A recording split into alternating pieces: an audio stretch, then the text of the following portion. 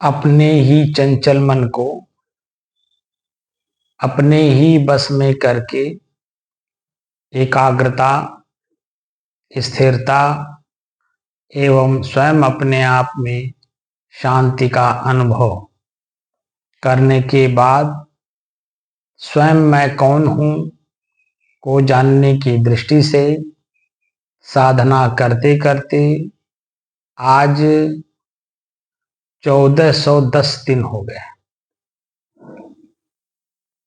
तारीख 16 सितंबर सन 2025, दिन मंगलवार, सायंकाल का समय। प्रसंग चल रहा है रिक्त स्थान की पूर्ति। रिक्त स्थान की पूर्ति में पहला शब्द आप लोगों की भाषा में हमने लगाया एकाग्रता। एकाग्रता के बाद अब दूसरा शब्द लागू हुआ है स्थिरता।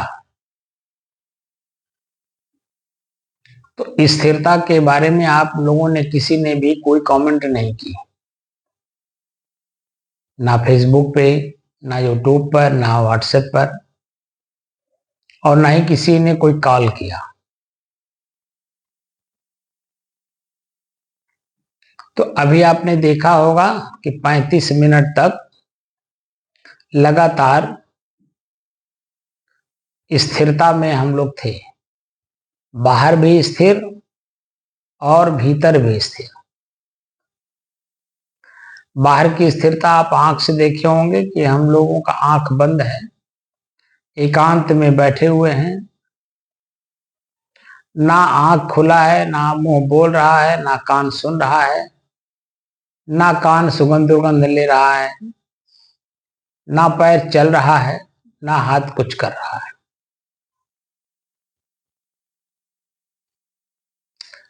एकदम बिल्कुल 35 मिनट तक ये सभी चीजें एकदम बिल्कुल स्थिर थी।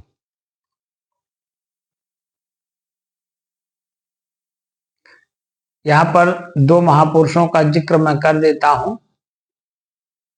गीता में भगवान कृष्ण ने इसी पॉइंट पर जाके कहा कि 10 द्वाराणि संयम्य, 10 इंद्रियों को संयमित करो। सदगुरु कबीर इसी पॉइंट पे बात करते हैं कि 10 द्वारे तारी लावे तब दयाल के दर्शन पावे। 10 इंद्रियों को और 10 इंद्रियों की क्रियाओं को बंद करो। तारी माने बंद होता है। एक होता तारी लगना यानी लीन होना, एक तारी यहां है बंद होना। तो बाहर की चीजों को जब आप बंद करेंगे तभी भीतर की चीजें एक रस में रहेंगी, यानी स्थिरता दिखाई देगा।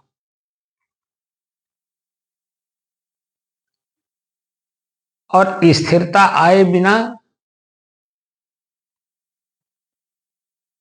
हम भौतिक जीवन का कार्य नहीं कर सकते जो व्यवहारिक है।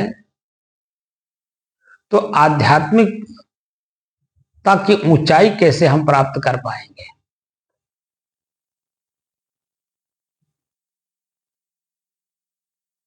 तो आध्यात्मिकता की ऊंचाई प्राप्त करने के लिए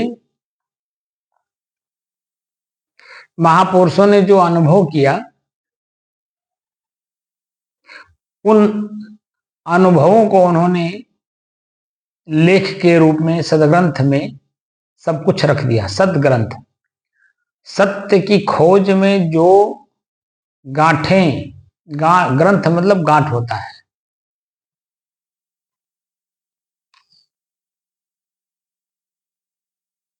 दो तरह की गांठ होती है, एक असत्य का गांठ, एक सत्य का गांठ। तो असत्य की गांठ में हमारी आसुरी शक्तियां आती हैं, काम, क्रोध, लोभ, मोह, राग, द्वेष, ईर्ष्या, जलन, प्रसन्नताप, निंदा, चुगली, जितने भी आसुरी शक्तियां हैं ये असत्य की गांठ है। अब यहां सत्य के गांठ दया, क्षमा, संतोष, धैर्य, विचार, गुरु भक्ति, नम्रता, कोमलता, स्थिरता, एकाग्रता, शांति, सुख, आनंद, परमानंद, ये सब सत्य की गांठें हैं। गांठ मतलब होता है कभी रस्सी के सहारे कुआं में आप लोग उतरे हो, या कभी रस्सी के सहारे कभी आप पहाड़ चढ़े हो, जो फौजी लोग करते हैं। तो आपने देखा होगा कि हर 2 फुट पर या 1.5 फुट पर रस्सी को गांठ मार दी जाती है और एक एक गांठ पर पैर को रखते हुए आप ऊपर चढ़ते चले जाते हैं। हाथ से ऊपर पकड़ते हैं, नीचे पैर एक एक गांठ पर पैर रखता हुआ आगे बढ़ता चला जाता है। ऐसे ही ये गांठें हैं भौतिक जीवन के और आध्यात्मिक जीवन के।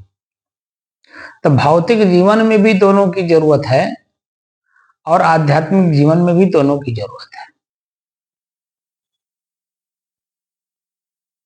जब हम एक गांठ पर पैर रखते हैं, क्रोध पर, लोभ पर, मोह पर, ईर्ष्या पर, काम वासना पर, निंदा चुगली किसी भी चीज पर, तो हमें पता चलता है कि इस गांठ पर जो मैंने पैर रखा तो उसका परिणाम मेरे सामने क्या आया। तत्काल, कुछ देर बाद, 1 दिन बाद, 2 दिन बाद, हफ्ता दिन बाद, महीनों दिन बाद उसका परिणाम क्या आया। और जब परिणाम देखते हैं तुरंत उसको छोड़ते हैं, आगे बढ़ते हैं। ऐसे ही आसुरी शक्ति की जगह पर दैवी शक्ति, किसी के साथ आपने दया किया, किसी के साथ आपने क्षमा का पालन किया, कहीं किसी बात पर लेकर के आप सहन किए, कोई आपको अभद्र से अभद्र बातों का जिक्र करके आपको क्रोधित कराना चाहा, दुख देना चाहा, पीड़ा देना चाहा, आप सबको सुन करके सहन कर गए।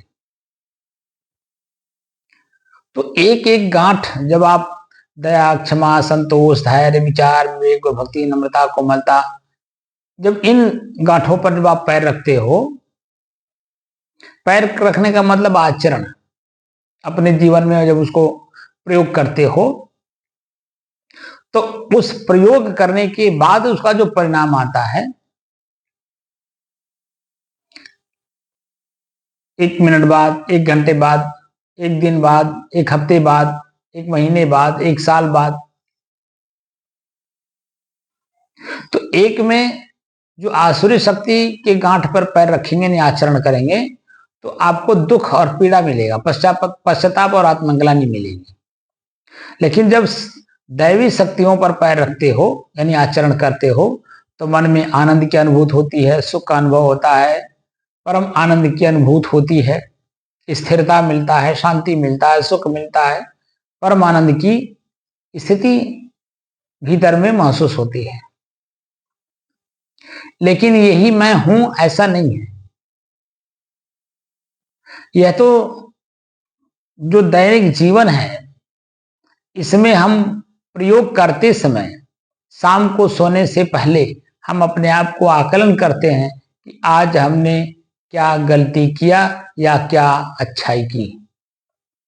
गलती किया तो मन में पश्चाताप होता है, हम दूसरे दिन से उस जिस कर्म को आज हमने करके पश्चाताप को प्राप्त किया उसी कर्म को कल जब हम देखते हैं तो उसमें हम हाथ नहीं डालते हैं, यानी उसका आचरण नहीं करते हैं।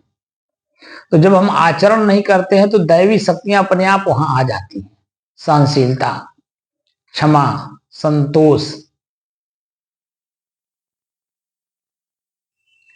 दैवी शक्तियां जब आती हैं तो पता नहीं चलता है, लेकिन उसका परिणाम शाम को जब आप देखेंगे कि जो कल घटना घटी थी, रात में हमने पश्चाताप किया, आज घटना वही मेरे सामने आया लेकिन हमने नहीं किया, हमने आचरण में उतारा नहीं,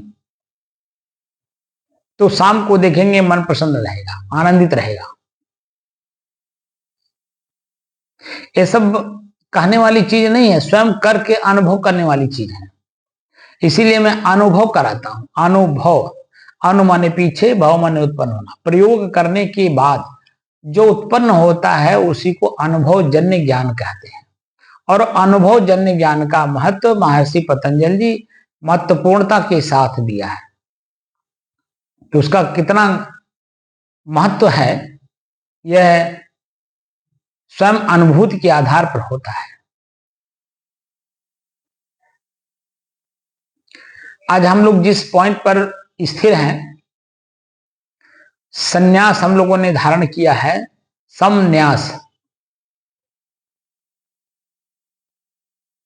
सम माने बराबर, न्यास यानी स्थिति। अपने आत्मिक स्थिति को सामान्य जीवन में स्थिर किए हुए हैं। क्या हम लोगों के शरीर में वर्तमान में काम वासना नहीं जागता है, कि क्रोध नहीं आता है, कि लोभ नहीं आता है, कि मोह नहीं आता है, कि ईर्ष्या नहीं आती है, कि जलन नहीं आता, कि प्रसन्नताप नहीं आता है? यानी आसुरी शक्तियां क्या हम लोगों के जीवन में नहीं आती हैं? बिल्कुल आती हैं, समय समय से आती हैं। जो सामने पड़ता है भावना उसी तरह से जागृत हो जाती है। लेकिन हम लोग उसको पढ़े हुए हैं, पढ़ने से ज्यादा कढ़े हुए हैं, क्योंकि कढ़े हुए संतों के सानिध्य में रह करके अभ्यास किया है कि अपने आप को भीड़ में भी, बाहरी भीड़ और भीतरी भीड़, बाहर भीड़ हर तरह की भीड़ है, उसमें क्रोध भी जगता है, लोभ भी जगता है, मोह भी जगता है, काम वासना भी जगता है, हर तरह का भीड़ है। जीव के लिए स्वादिष्ट वस्तुएं आंख देखता है, मन बनता है कि हमें भी मिलता तो खाते, जीभ पर लार भी आता है। तमाम चीजें, जो कुछ भी बाहर हम लोग देखते हैं, जो आपके साथ घटना घट रही है, वो घटना प्रथम दृष्टया हमारे साथ भी होता है। ऐसा नहीं कि हमारे साथ नहीं होता है, लेकिन हम लोग उसको पहले से जाने हुए हैं, समझे हुए हैं, प्रयोग किए हुए हैं। तो अपने जीभ को, अपने आंख को, अपने कान को, अपने हाथ और पैर को, यहां तक कि अपने लिंग को, यहां तक कि अपने मन, चित्त, बुद्धि और अहंकार को भी बस में करके शांत चित्त चलने की जो प्रक्रिया है, उसमें हम लोग स्थिर हैं। तो वह स्थिरता जब हम देखते हैं तो अपनी स्थिति समझ में आती कि मैं जो वस्तु हूं वह बिल्कुल किस तरह का स्थिरता लिए हुए हूं, वह समझ में बात आती है। ये सब बाहरी और भीतरी भीड़ हमको चंचल बनाती है। जैसे आम जनमानस चंचल है, वो अपनी चंचलता को समझ नहीं पाता कि मैं चंचल हूं। वो अपने को बुद्धिमान जरूर मानता है, बुद्धिजीवी भी कहलाता है, पद प्रतिष्ठा में सब जगह है, लेकिन जब उसके बारे में आंतरिक रूप से देखा जाता है तो पता चलता है कि तो एक आम जनमानस से ज्यादा दुखी है। इतना दुखी तो एक वास्तव में जिसके पास भौतिक संसाधन नहीं है वह दुखी नहीं होगा, जितना भौतिक संसाधनों को प्राप्त करके आदमी भीतर से दुखी है। जैसे जिस व्यक्ति के पास एक साइकिल भी नहीं है चलने के लिए, वह बेचारा एक साइकिल को पाने के लिए सिर तोड़ परिश्रम करता है, ठंडी गर्मी, भूख प्यास, मान अपमान सब कुछ सहन करता है, पैसे कमाता है, कमा करके जब साइकिल लेता है और उसकी खुशी का ठिकाना नहीं रहता है, और उसी साइकिल का प्रतिदिन प्रयोग करता है अपने कार्य क्षेत्र में। लेकिन जिसके घर में कार है, लग्जरियस कार है, जिसके घर में हेलीकॉप्टर है, जिसके पास खुद एरोप्लेन है,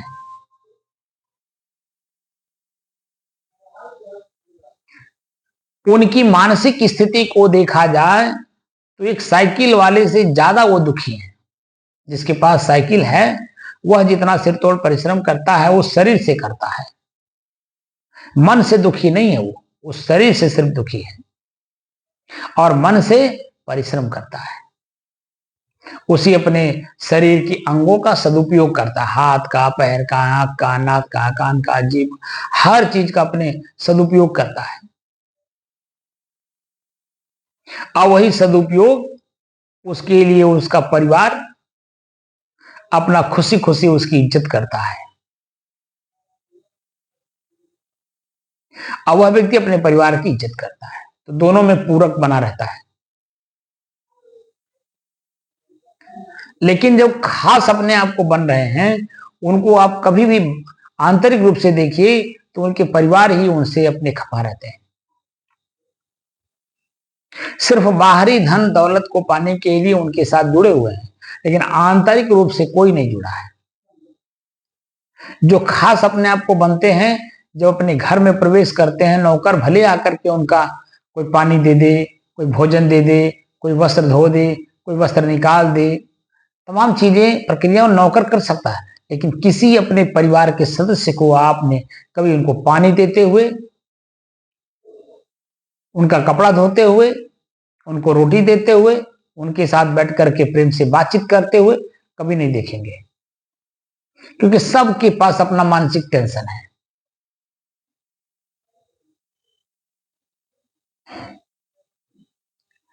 इसलिए अध्यात्म में आने के लिए स्थिरता की जरूरत है, और स्थिर हुए बिना स्वयं का परिचय कैसे करेंगे कि मैं कौन हूं।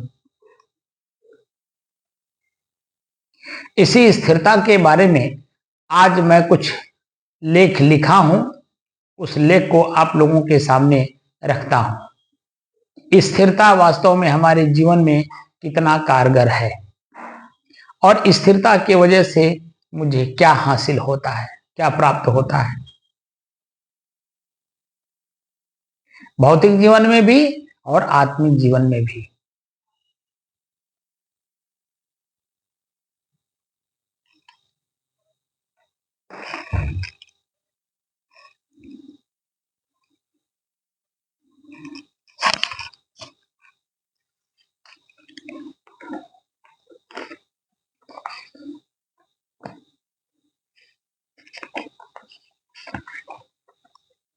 स्थिर एक शब्द है, वह है संस्कृत का। तो संस्कृत शब्द बिना धातु के बनते नहीं है। तो किस धातु से स्थिर शब्द बना है उसके बारे में चर्चा करते हैं, फिर उसी से आगे चलते हैं। प्रश्न है कि स्थिर शब्द किस धातु से बना है और इसका अर्थ क्या है। उत्तर है कि संस्कृत शब्द स्थिरा से स्थिर बना है, जिसका अर्थ है वफादार, स्थिर, कठोर हृदय या अपरिवर्तनशील। स्थिर शब्द का अर्थ होता है जो चलता या हिलता डोलता न हो, निश्चल, निश्चल ठहरा हुआ, निश्चल और ठहरा हुआ, ये इसके अर्थ हैं। स्थिर, स्थिर का अर्थ है गतिहीन या निश्चल, जो हिलता डुलता न हो या वह जो बदलता न हो। यह एक ऐसी अवस्था को दर्शाता है जो दृढ़, टिकाऊ और आसानी से हिलाया या बदला न जा सके। उदाहरण के लिए एक स्थिर वस्तु गति नहीं करती है, जबकि स्थिर राशि परिवर्तित नहीं होती है। स्थिर के मुख्य अर्थ: गतिहीन, गतिहीन वह वस्तु जो चल नहीं रही है या अपने स्थान पर ठहरी हुई है। दूसरा, परिवर्तनहीन, परिवर्तनहीन वह राशि या वस्तु है जो समय के साथ बदलती नहीं है। नंबर 3, दृढ़ और टिकाऊ, दृढ़ और टिकाऊ वह चीज या वस्तु है जो आसानी से हिलती या पलटती नहीं है, जो स्थिर आधार या एक स्थिर सरकार। नंबर 4, निश्चल, निश्चल वह वस्तु है जो बिना किसी हलचल या गतिविधि के ठहरा हुआ हो। उदाहरण के रूप में, नंबर 1, स्थिर वस्तु, एक पत्थर जो जमीन पर पड़ा हुआ है और हिल नहीं रहा है। नंबर 2, स्थिर व्यक्ति, एक ऐसा व्यक्ति जिसका संकल्प या चरित्र दृढ़ हो और वह आसानी से विचलित न हो। नंबर 3, स्थिर अर्थव्यवस्था। स्थिर अर्थव्यवस्था, एक ऐसी अर्थव्यवस्था जो विकास या प्रगति के मामले में धीमी या सुस्त हो। स्थिर बनने का अर्थ क्या है? उत्तर है कि स्थिर मन ही अस्थायी सफलता का आधार है, चाहे वह भौतिक हो या आध्यात्मिक। घर और ऑफिस के कार्यों से लदी जिंदगी अक्सर हमारे शरीर के साथ साथ मन को भी थका देती है, किंतु इससे पहले कि यह मन थकान हमें हमारी सफलता से दूर ले जाए, आवश्यक है कि हम स्वयं इस थकान को ही अपने जीवन से दूर कर दें, यानी अपने आप में हम स्वयं स्थिर हो जाएं। प्रश्न, स्थिर वस्तु का क्या अर्थ है?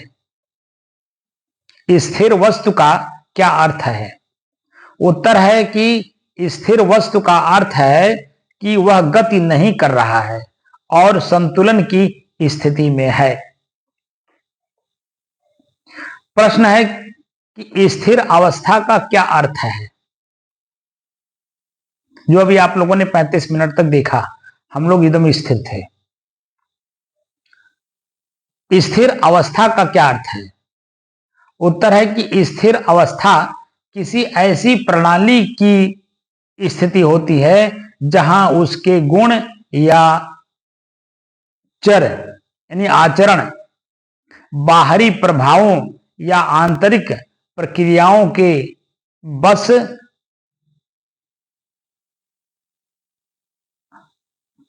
प्रक्रियाओं के बावजूद समय के साथ बदलते नहीं हैं। यह एक गतिशील संतुलन की स्थिति है जहां प्रणाली में होने वाले किसी भी परिवर्तन को समतुल्य आउटपुट या प्रतिक्रियाओं द्वारा संतुलित किया जाता है, जिससे एक स्थिर और अपरिवर्तित स्थिति बनी रहती है। अब उदाहरण के लिए, जैसे हम लोग हैं, हमारे सामने किसी कितना भी बड़ा कोई हमारा नुकसान कर दे, मन में क्रोध उत्पन्न नहीं करते हैं, क्योंकि हमें पता है कि क्रोध उत्पन्न करने से वह जो नुकसान हुआ है वह नुकसान की भरपाई नहीं हो सकती है, बल्कि और ज्यादा नुकसान हो सकता है, यह पता है। इसलिए नुकसान को, जितना नुकसान हुआ है वही स्थिर कर देते हैं, यानी चित्त को स्थिर किए रहते हैं कि यह शरीर प्रकृति की परिवर्तनशीलता है, दिखाई दे रहा है। अब जैसे हम लोगों का जो शरीर है, अब इस शरीर में कितनी बार परिवर्तन 24 घंटे में होता है? आंख के द्वारा, कान के द्वारा, जीभ के द्वारा, नाक के द्वारा, लिंग के द्वारा, हाथ के द्वारा, पैर के द्वारा, कितनी बार परिवर्तित होता है।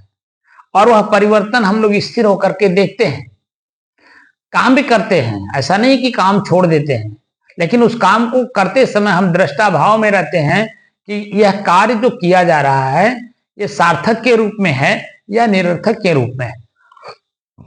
जैसे भोजन करते हैं तो सार्थकता की दृष्टि से देख करके काम करते हैं कि शरीर अगर स्वस्थ नहीं रहेगा तो मन स्वस्थ कैसे होगा, और जब शरीर और मन दोनों स्वस्थ नहीं रहेंगे तो मैं अपने आप में स्वस्थ कैसे रहूंगा, स्व में हम कैसे स्थित होंगे। तो एकदम सार्थक देख करके काम करते हैं। सुबह वो जगा जाता है, फ्रेश हुआ जाता है, फ्रेश होने के लिए भी क्रिया करनी होती है, हाथ पैर धोया जाता है, स्नान किया जाता है, भोजन किया जाता है, साधना किया जाता है, एक दूसरे से वार्तालाप भी किया जाता है, कोई आता है सत्संग भी करता है, कोई आता है भौतिक जीवन के जो अपने उसके दुख हैं उसको भी प्रयोग करता है, बहुत से ऐसे भी लोग हम लोगों के सामने आते हैं, कहते हैं महाराज जी बहुत जीवन में दुख है, कुछ आप ऐसा उपाय बता देते कि जीवन का जो दुख है वो सुख में बदल जाए। मतलब ऐसा कोई शक्तिपात कर दीजिए कि हमारे जीवन में जो दुख है वो खत्म हो जाए। कोई आता है भूत प्रेत झड़वाने आता है, कोई बुखार झड़वाने आता है, कोई बुखार लेके आएगा, कोई कैंसर लेके आएगा, कोई कुछ लेके आएगा, यानी तरह तरह के व्यक्ति जितने भी मिलते हैं उतने प्रकार के दुख। भावनाएं बदलती हैं, लेकिन उन भावनाओं के साथ हम लोग खिलवाड़ नहीं करते हैं, क्योंकि हम लोग जानते हैं कि यह इसके अपने कर्म का फल है। उसके कर्म के फल के साथ मैं अपने साथ जाकर के उसमें मिल करके धोखा क्यों अपने साथ लूं? क्योंकि जब भी हम कोई आशीर्वाद देंगे, किसी भी तरह से देंगे, तो हमारा खुद का पुण्य क्षीण होता है। या आप लोगों को पता नहीं है, ये जितने भी इस तरह के कार्य करने वाले लोग हैं उनको ये पता नहीं कि हमारा खुद का पुण्य क्षीण हो रहा है। अब किसी को बेटा नहीं हो रहा है, उसको आशीर्वाद दे देंगे जाओ बेटा हो जाए। किसी के पास धन नहीं है, उसको आशीर्वाद दे दिए जाओ आपको धन संपत्ति मिल जाए। ये सब क्या हो रहा है? आपकी अपनी पुण्य क्षीण हो रही है। उसको जो प्राप्त हो रहा है आपके अपने पुण्य से उसको मिल रहा है। आप पुण्य कमा रहे हो अपने आप के लिए, और आप अपना पुण्य किसको दे रहे हो? बिना जांचे परखे। वह तो अचानक आया, दुख अपनी बात कहा, औरतों की तरह रोते हैं लोग। तत्काल में औरतें खूब रोती हैं और बस तो थोड़ी देर में जो हंसती भी हैं। ऐसे सबकी स्थिति है। हम लोगों को स्थिर रहना है, बिल्कुल किसी के साथ कोई छेड़खानी नहीं करना। वो अपना पुण्य अपना पाप खुद लिए रहे, उसको बताओ अपना कर्म बदलो। अपने कर्म के बदलने से आने वाला परिणाम आपको सुखद भाव देगा। ये जो वर्तमान है ये पूर्व के कर्मों का परिणाम है। अब कर्म ही से बदलो, आने वाला भविष्य आपके लिए सुखद होगा। बस उसी का कर्म उसी को समझा दो, ताकि वह अपना कर्म बदले, खुद को अपने आप में उसका अनुभव करे कि मैं क्या किया था जो मैं दुखी था, अब मैं क्या कर रहा हूं जो उसका परिणाम मुझे दिखाई दे रहा है। थोड़े समय के लिए जो आपके साथी संगी हैं वह आपको अपने उस संग से अलग नहीं होने देना चाहते। जैसे बीड़ी पीने वाला, आप बीड़ी पीते पीते आपको दुख मालूम होने लगा कि हमारे शरीर को नुकसान पहुंचा रहा है, तब जब आप बीड़ी छोड़ेंगे अपने स्वयं के शरीर के स्वस्थ होने के लिए, लेकिन जो आपके संगी साथी हैं वह आपको बीड़ी छोड़ने नहीं देंगे।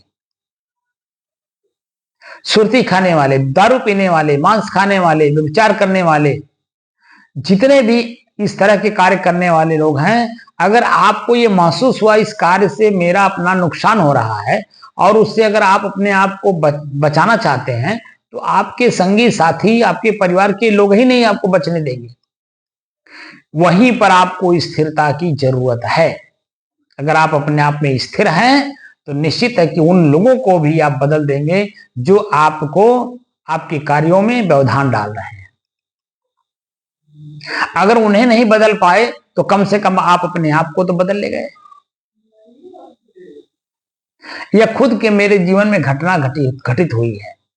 जिस समय में मैं साधु बन रहा था, मैं तो एक साखी पर पूरा 1 साल तक बड़ा चिंतन किया, मंथन किया, व्यवहार में उसे देखा भी कि ब्याह नहीं यह व्याधि है, सकहु तु जाहु बचाए, और पायन बेड़ी परतु हैं ढोल बजाए बजाए। इसी साखी पर मैं 1 साल तक खूब चिंतन किया और व्यवहार में सबको उस लेवल पे देखा, लोगों को देखा, उनकी क्रियाओं को देखा, उनके बाद व्यवहार को देखा। मैं अपने आप में स्थिर हुआ कि मुझे यह कार्य नहीं करना है, और अगर हो गया है तो इससे अपने आप को बचाना है। मेरा हानि कितना है, मेरा लाभ कितना है, यह मुझे स्वयं उसका लाभ और हानि का परिणाम लेना है। ये आम जनमानस, चाहे वो परिवार के सदस्य हो या परिवार से इतर हो, ये सभी अपने उसी मस्ती में हैं, दुख भोग रहे हैं, लेकिन उस दुख से अपने आप को निकालने का प्रयास नहीं कर रहे हैं। मुझे उस दुख में अभी मैं बचा हुआ हूं, मैं उसमें प्रवेश नहीं किया हूं, तो मुझे चाहिए कि प्रवेश हम ना करें। जैसे मैं बचा हुआ हूं ऐसे ही मैं अपने आप को बचा ले चलूं। मैं एकदम बिल्कुल कमर कस लिया, स्थिर हो गया अपने विचार पर, इसी साखी पर मैं स्थिर हो गया और 3 साल तक लगातार कष्ट झेला, परिवार से भी, पूरे समाज से भी। और 3 साल तक पंचायत खूब होती रही, और पंचायत में जितने लोग आते थे आपको पता ही है कि जी मुंडे मुंडे मतिर भिन्न, जितने लोग उतनी प्रकार की बात। और जिसको अपने को बचाना है, उसको अपने बात पे अगर स्थिरता नहीं है, तो जो शब्द कान सुनेगा उसमें वो उलझ जाएगा, और उलझेगा तो अपनी स्थिरता खो बैठेगा। इसलिए स्थिर स्वयं अपने आप में होने की अति आवश्यकता है, तभी आप अपनी गलतियों से अपने आप को बचा ले जाओगे। आज 30-35 साल हो गया, मैं अपने 3 साल के उस परेशानी से आज 35 सालों में जो मैं अनुभव करता हूं, और मैं जैसे पहले था उसमें प्रवेश करने से पहले, और पहले ही मैंने अपने आप को बचा ले गया, तो मैं अब जब देखता हूं मेरे साथ में और भी कई लोग गुरुजी के पास आकर के साधु बनने की प्रक्रिया में थे, लेकिन नहीं बन पाए।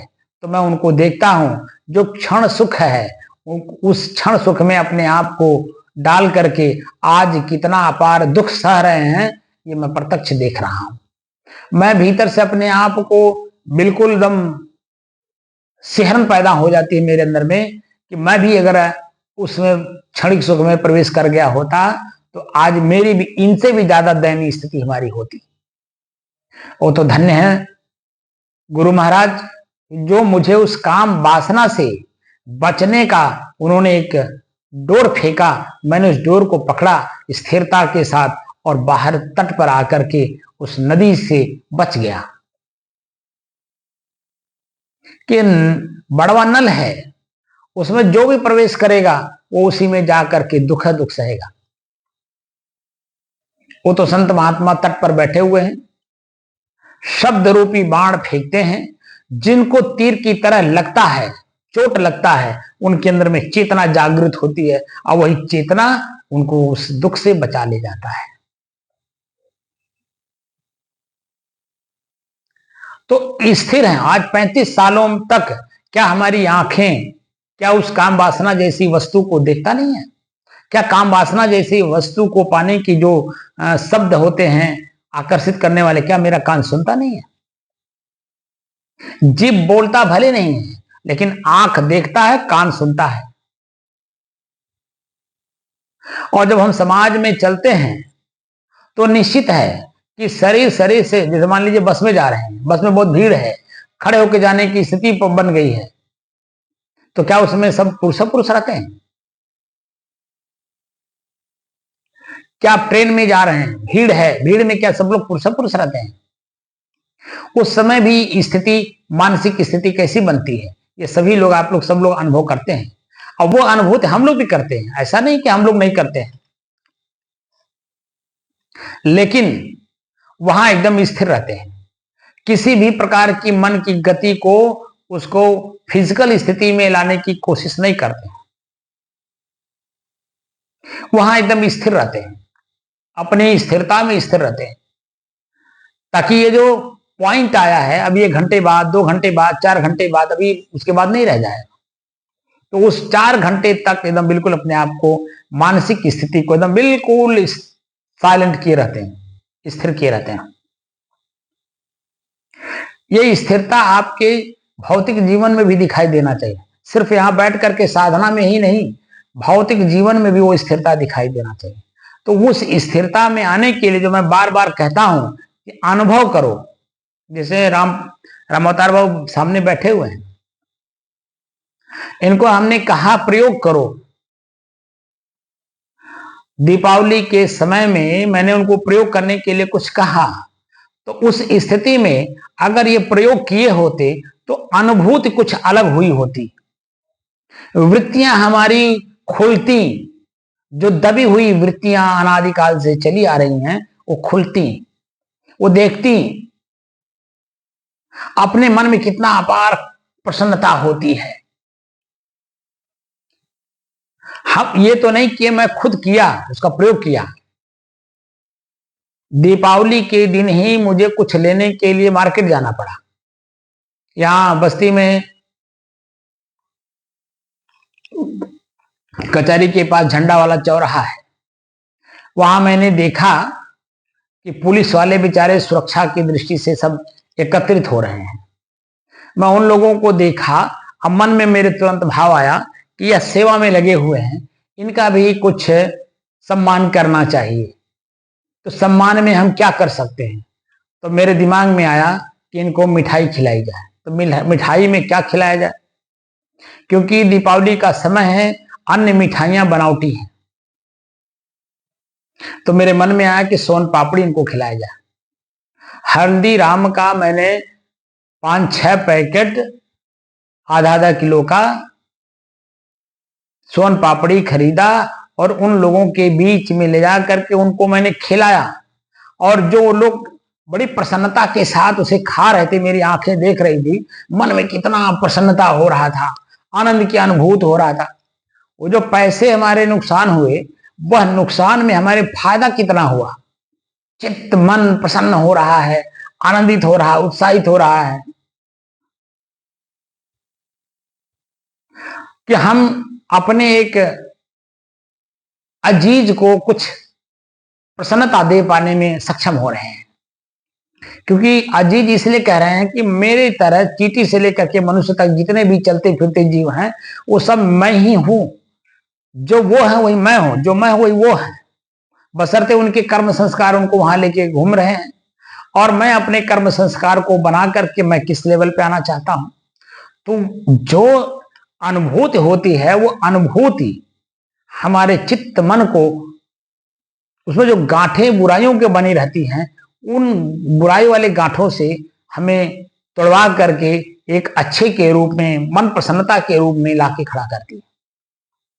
मन दबता नहीं है, दुखी नहीं होता, पीड़ित नहीं होता, पश्चाताप नहीं करता, आत्मग्लानि नहीं करता है, बल्कि प्रसन्न होता, आनंदित होता है। उसको शब्दों में आप बयां भी नहीं कर सकते। इसलिए अनुभूति मैं कराने की कोशिश करता हूं कि अनुभव करो। अब जब ये रामोतर बाबू ने उस काम को नहीं किया और आकर के मेरे से प्रश्न का उत्तर दे रहे हैं कि मेरे यहां तो 1000 का लोग दारू पी जाते हैं, मतलब मेरा गांव इतना संपन्न है कि उस संपन्नता में मैं उनको कुछ दे ही नहीं सकता हूं, इतने संपन्न है। और किसी के साथ इन्होंने कोई व्यवहार ही नहीं किया। जो इन्हीं का लड़का गांव का मुखिया है, प्रधान है, तो मुखिया का कर्तव्य क्या बनता है? क्या इस अवस्था को, इस भाषा परिभाषा को ये लोग समझते हैं? बिल्कुल नहीं समझते हैं। इसलिए जीवन दबता चला जाए। भले पद मिल गया है, पद मिलने से अगर अपने कर्तव्य का पालन आप नहीं करेंगे तो आपकी मनोवृत्तियां उसी समाज के प्रति दबती चली जाती है। आगे उन्हीं के सामने आप किसी भी तरह का कुछ बोल नहीं पाएंगे, क्योंकि उन्हीं के बल पे, वही वोट न दिए होते तो आज आपको पद नहीं मिलता। अब वह वोट दिए हैं अपने निजी स्वार्थ के लिए, सरकार और समाज के बीच में मध्यस्थता करने के लिए। सड़कें बनवा दीजिए, नाली बनवा दीजिए, पानी का व्यवस्था करा दीजिए, बिजली का व्यवस्था करा दीजिए। सरकार से जो सुख सुविधाएं आ रही हैं वो उन तक पहुंचना चाहिए जो गरीब हैं, दीन दुखिया हैं। अब इन स्थितियों को जब वो नहीं जान रहे, नहीं समझ पा रहे हैं, वो तो समझ रहे हैं मैंने पैसा दे करके वोट खरीद लिया, अब मेरा काम है जो पैसा खर्च हुआ उसको निकाल लें। पद पैसे से नहीं खरीदा जा सकता है, वह भाव से खरीदा जाता है। और भाव जब जनता देती है तब आपका अस्तित्व रहता है। जब जनता सबसे बड़ा भगवान है, अगर वही का भी वर्तमान में आप लोगों ने देखा होगा, वहां नेपाल में जनता खड़ी हो गई प्रधानमंत्री, राष्ट्रपति भवन, और प्रधानमंत्री को तो भागना पड़ा, हवाई जहाज से इस्तीफा देना पड़ा। जो वहां के वित्त मंत्री थे उनको लोगों ने मारा, नाली में कूद गया। वो नाली में कूदने के बाद भी उसको लोगों ने छोड़ा नहीं। यहां तक कि पूर्व प्रधानमंत्री के औरत को लोगों ने जला करके मार दिया। जितनी भी सुख सुविधाएं वो लोग अपने जीवन में धारण किए थे सबको नष्ट, तहस नहस कर दिया, यही आम पब्लिक ने। और जिसको वर्तमान में अभी चाहा उसको जन्म बना कर प्रधानमंत्री बना दिया। तो ये जनता है, जनता के बीच में हम जब पद ग्रहण करें तो जनता के लिए काम करें, अपने सुख सुविधाओं को वहां दबा दें, तब हमारी चित्त वृत्तियां खुलती हैं। मैं भी कुछ किया ऐसा महसूस होता है। हारने के बाद भी मन में खटास नहीं रहती कि मैं क्यों हार गया। तो वहां मन में यह रहता है कि चलो भगवान ने हमको जितना समय दिया जनता की सेवा करने के लिए, हमने सच्चे मन से सेवा की, ये मन में बना रहता है। तो उसके मन में पश्चाताप, आत्मग्लानि, घृणा और तमाम तरह की जो अन्य बुराइयां आने वाली होती हैं वो नहीं आती हैं। हर बात का जवाब उनके पास रहता है क्योंकि वो अपने दिल से सच्चे हैं। उनके पास हर बात का जवाब है, क्योंकि हारने के बाद लोग तरह तरह के कमेंट करते हैं, तो उन कमेंटों को उनके पास जवाब देने का भाव पूरा रहता है, क्योंकि वो सच्चे हैं अपने मन के। और जो सच्चे मन से करते हैं सरकार भी उनको पुरस्कृत करती है, ये समाज भी उनको पुरस्कृत करती है, बाबू भैया काका दादा कह करके, प्रधान जी कह करके। पीठ पीछे भी उनकी प्रशंसा लोग करते हैं, सिर्फ सामने ही नहीं पीठ पीछे भी उनकी प्रशंसा करते हैं। ये उनका अपना बड़प्पन है। तो हम कहीं भी हों, अपनी चीज अपने स्थान पर स्थिर हो। अब मैं साधु बन गया हूं तो साधु क्यों बना हूं, पूरा विश्व जानता है कि साधु क्यों बना जाता है। अपनी ही बुराइयों को त्याग करने के लिए साधु बना जाता है। साधु का मतलब सज्जन। इसका मतलब यह था कि हम सज्जन थे ही नहीं, अब हम साधु बने, मतलब सज्जन बनने के लिए। तो सज्जन बनने के लिए क्या करना होगा, जीव को अपने बस में रखना होगा। शब्द बोलते समय भी मन से सोच करके समझ करके शब्द का उच्चारण करना होगा। स्वाद लेते समय भी जीव को अपने कंट्रोल में रखना होगा, चाहे कितना भी मिर्चा पड़ गया हो, कितना भी तेल पड़ गया हो, कितना भी नमक पड़ गया हो, कंट्रोल रखना होगा। मन भी हमेशा स्थिर रहे ताकि हमारे मुंह से कोई ऐसा शब्द न निकल जाए कि सामने वाले को कष्ट हो। आंख को भी कंट्रोल रखना होगा। जैसे कि जैसे हम लोग साधु हो गए तो साधु इसलिए हैं क्योंकि मेरे साथ स्त्री नाम की कोई वस्तु नहीं जुड़ी है, इसलिए पूरा विश्व साधु के रूप में देखता है। अगर मैं उसे ही जोड़ लूं अपने जीवन में तो फिर मैं किस बात का साधु। तब भाषा बदल जाता है। अरे ये साधु क्या, तो सवादु है। सिर्फ कपड़ा भर रहेगा लेकिन किसी का भाव मेरे साथ नहीं जुड़ा होगा, लेकिन वो नहीं है तो सबका भाव मेरे साथ जुड़ा हुआ, क्योंकि मैं अपने शब्द पर स्थिर हूं कि मैं साधु बनने आया हूं, बन रहा हूं, बना नहीं हूं, बन रहा हूं, साधु बनने की कोशिश कर रहा हूं, यानी सज्जन बनने की कोशिश कर रहा हूं। तो स्थिर, अपने शब्द पर मुझे स्थिर रहना होगा। तो जो भी मैं क्रिया करूंगा उस क्रिया से शाम को मैं प्रतिदिन विचार करता हूं कि आज मेरे से कहीं कोई गलती तो नहीं हुई। गलती हुई तो कहां हुई, कैसे हुई, किस रूप में हुई, हमसे खुद से हुई, जानबूझ करके हुई या अज्ञानता में हुई। अगर जानबूझ करके हुआ है तो अपने आप को हम पनिशमेंट करते हैं, अपने आप में खुद पनिशमेंट करते हैं। कोई हमें को दे पनिशमेंट या न दे, हम खुद करते हैं। और अगर अज्ञानता में हुई है तो हम उसकी सुधार करते हैं, क्षमा मांग लेते हैं। किसी से भी अगर हम किसी के साथ अगर गलती हमसे अज्ञानता में हुई है तो हम गलती माफी मांग लेते हैं, भैया हमसे गलती हो गई है। चाहे वो बच्चा हो, बूढ़ा हो, जवान हो, चाहे किसी भी प्रकार का व्यक्ति हो, हम उससे गलती अपनी क्षमा मांग लेते हैं। उससे क्या होता है कि मेरा मन वो क्षमा करे ना करे उनका विषय है, लेकिन मेरे अंदर में ये अहम नहीं रहता कि मैं गलती करके और गलती कर रहा हूं, तभी तो मैं सज्जन बनूंगा। अगर मैं गलती को और बढ़ावा दूंगा तो मैं सज्जन किस बात का, या सज्जन बनने के किस रास्ते पे मैं चल रहा हूं। ये स्थिरता का प्रतीक है। हर जगह, हर पद पर, हर व्यक्ति को, परिवार में ही 4 सदस्य हैं, कोई पिता है, कोई माता है, कोई बहन है, कोई बेटी है, कोई भाई है, कोई चाचा है, कोई ताऊ है, कोई चाची है, कोई चाचा के बालक हैं। यानी जो जिस पद पर है उसको अपने पद पर स्थिर रहना चाहिए। तो परिवार और समाज उसी तरह से अपने प्रगति पर प्रगतिशील होता चला जाता है। हर आदमी अपने आप में प्रसन्न रहता, आनंदित रहता, कहीं वहां कोई दुराव या दुखाव, बदलाव नहीं दिखाई देता। एकदम सब प्रसन्नचित आनंदित रहते हैं, क्योंकि सभी लोग अपने अपने पद पर स्थिर हैं। अपने आप को हमेशा इस बात को अनुभव करना चाहिए, मैं किसके लिए क्या हूं। माता के लिए पुत्र हूं, पिता के लिए पुत्र हूं। तो माता और पिता में भी अंतर देखिए। माता कोमल हृदय की होती है, वो पहले कठोरता प्रयोग करती है, लेकिन जब आप नहीं मानते हो तो वो नॉर्मल हो जाती है। लेकिन पिता कठोर ही होता है। मैं एक बार प्रश्न किया था कि बच्चा, अगर बच्चे को नींद आ रही हो तो किसकी गोद में सोएगा, पिता के कि माता के? तो 90% लोगों ने उत्तर दिया कि माता के गोद में ही बच्चे को नींद आती है, पिता के गोद में किंचित बच्चे को नींद आती है। क्योंकि बच्चे को भीतर से पता है कि ये मैं कहीं भी गलती किसी प्रकार से करूंगा तो ये हमको तुरंत चाटा मार देगा, तुरंत पटक देगा, तुरंत फेंक देगा। जैसे पेशाब करना, टट्टी करना, ये बच्चे को तो कुछ पता नहीं है टट्टी कहाँ जाना जाता है, या वो उसका पैर हाथ काम नहीं करता है। लेकिन भीतर से तो चेतनावान है ना, वही है जो मैं हूं। वो भले उसका शरीर छोटा है लेकिन चेतना हमारे ही बराबर है।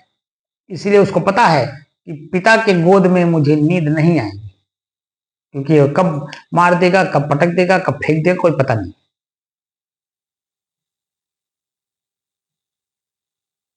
इसलिए अपनी स्थिरता में हर व्यक्ति को रहना चाहिए।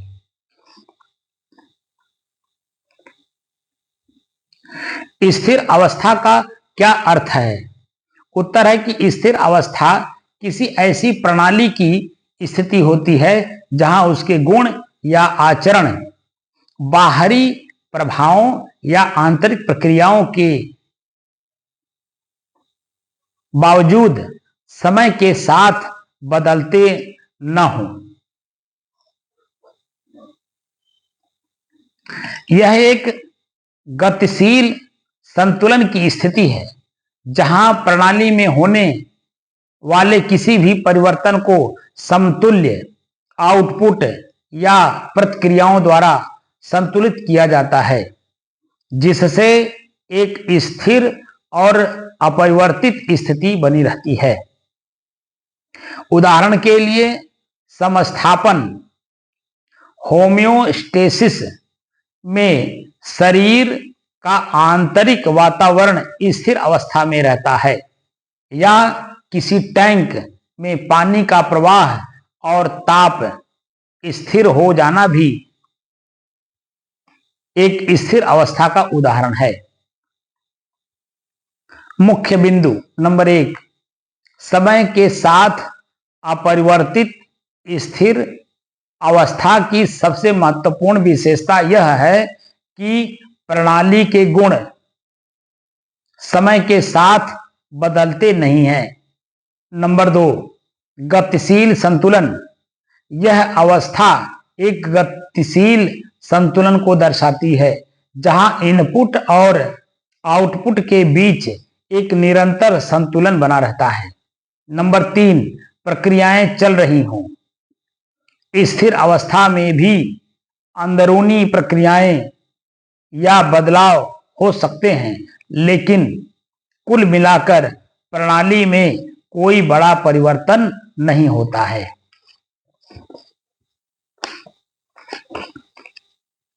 नंबर 4, समान व्यवहार। इस स्थिति में तापमान, सांद्रता या प्रवाह दर जैसे चरों में एक समान व्यवहार प्राप्त होता है। उदाहरण के लिए शरीर विज्ञान, फिजियोलॉजी, शरीर में होम्योस्टेसिस यानी समय समस्थापन एक स्थिर अवस्था का उदाहरण है, जहां शरीर बाहरी या आंतरिक परिवर्तनों के बावजूद अपने आंतरिक वातावरण को स्थिर बनाए रखता है। नंबर 2, ऊष्मा चालन, हेल्थ कंडक्शन। किसी क्षण में ऊष्मा चालन के दौरान जब क्षण का प्रत्येक बिंदु एक स्थिर दर से ऊष्मा प्राप्त करता है, ऊष्मा माने गर्मी यानी गर्म हो जाता है और उत्सर्जित करता है, तो वह स्थिर अवस्था कहलाता है। नंबर 3, एक टैंक का उदाहरण। एक हीटर वाले टैंक में जब हीटर से पानी को गर्म करने की दर और टैंक से बाहर निकलने वाले पानी द्वारा ले जाई जाने वाली गर्मी की दर बराबर हो जाती है, तो टैंक का तापमान स्थिर हो जाता है, जो एक स्थिर अवस्था ही है। नंबर 4, फार्माकोनाइटिक्स। दवा के शरीर में पहुंचने और शरीर से निकलने के बीच एक गतिशील संतुलन स्थापित हो जाता है, जिससे दवा की सांद्रता एक चिकित्सीय सीमा में स्थिर रहता है।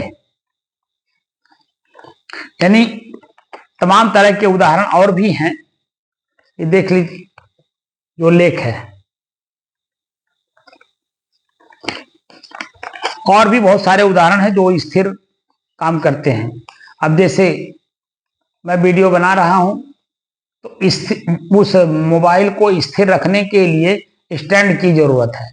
स्टैंड अपने आप में स्थिर है, इसीलिए मोबाइल भी स्थिर है, और मोबाइल स्थिर है इसीलिए चित्र भी जो हम बोल रहे हैं उसमें कोई हिलना डुलना जैसा दिखाई नहीं दे रहा, एकदम वो भी स्थिर है। अब खाली मेरे शरीर की और मेरे ओठ की जो प्रक्रिया है, जो आवाज निकल रही है, वही बार सिर्फ आपको परिवर्तित होता हुआ दिखाई दे रहा है, लेकिन मोबाइल हिल नहीं रहा है, इसलिए कि स्टैंड लगा हुआ। तो स्टैंड क्या है? स्थिर है। स्टैंड स्थिर है, इसी स्थिर स्टैंड पर मोबाइल रखा हुआ, जिसे मोबाइल स्थिर है। तो चित्र हिल डुल नहीं रहा है, परिवर्तित नहीं हो रहा, यह है स्थिरता। तो हमें अपने आप में मैं स्वयं स्थिर हूं, ये कैसे जाना जाए? क्योंकि हिलने डुलने वाला मन ये हमें हमेशा हिलाता डुलाता रहता है। यानी 1 मिनट में 47 बार जब ख्याल कराता है तो मन क्या कर रहा है? स्थिर कहां होने दे रहा है? उसी 1 मिनट में 47 बार नहीं, बल्कि एक ही ख्याल हो, बल्कि आगे चल करके 1 घंटे में एक ख्याल हो, और आगे चल करके 1 दिन में एक ही ख्याल बना रहे, और आगे चल करके 1 महीने तक लगातार एक ही विषय पर हम चिंतन करते हो, उसी पे कार्य करते हो, लगातार आगे चल करके 1 साल तक उसी विषय पर हम चर्चा करते हो। यहां आप देख लीजिए 1410 दिन, यानी कि 1 साल में 365 दिन, तो 3 चौका 12 यानी चौथा साल लगा हुआ है।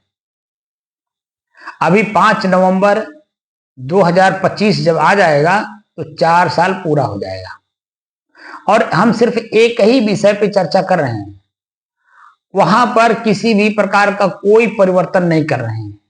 भले मेरे साथ सिर्फ एक ही व्यक्ति बैठा हो या ना भी बैठा हो, हमें कोई फर्क नहीं पड़ता है, लेकिन मैं चर्चा एक ही विषय पे कर रहा हूं, उसमें कोई मिलावट नहीं कर रहा हूं कि आसन भी करा दूं, प्राणायाम करा दूं, योग बता दूं, दवा बता दूं, ये कर दूं, वो कर दूं, ऐसा कर दूं, वैसा कर दूं, कुछ नहीं कर रहा। सिर्फ मैं स्वयं कौन हूं, इसी की चर्चा चल रही है। इसी को बोलते हैं स्थिरता। क्योंकि अभी हमें वो लक्ष्य प्राप्त नहीं हुआ जिस लक्ष्य पे हम काम कर रहे हैं कि मैं कौन हूं।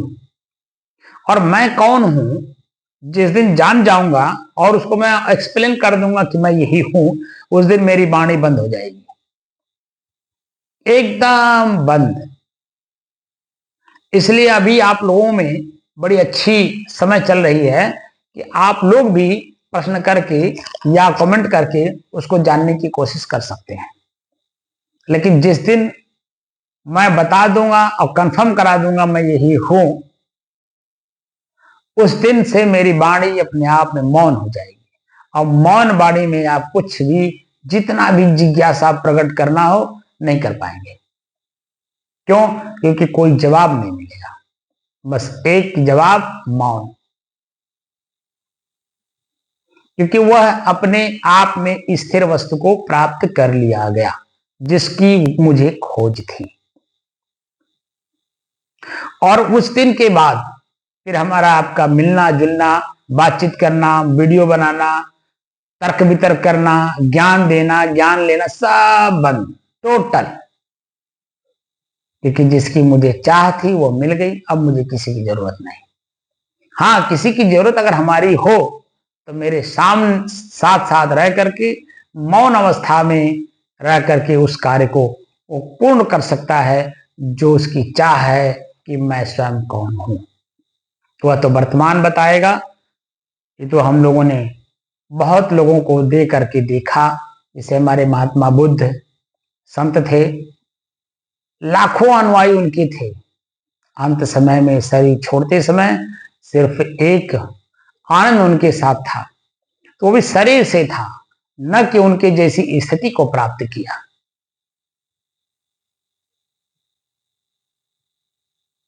उन्हीं के समय में महावीर स्वामी थे, वह तो अपने आप पे ही एकदम लीन थे, इसलिए वो ज्यादा प्रचार प्रसार उनका नहीं हुआ।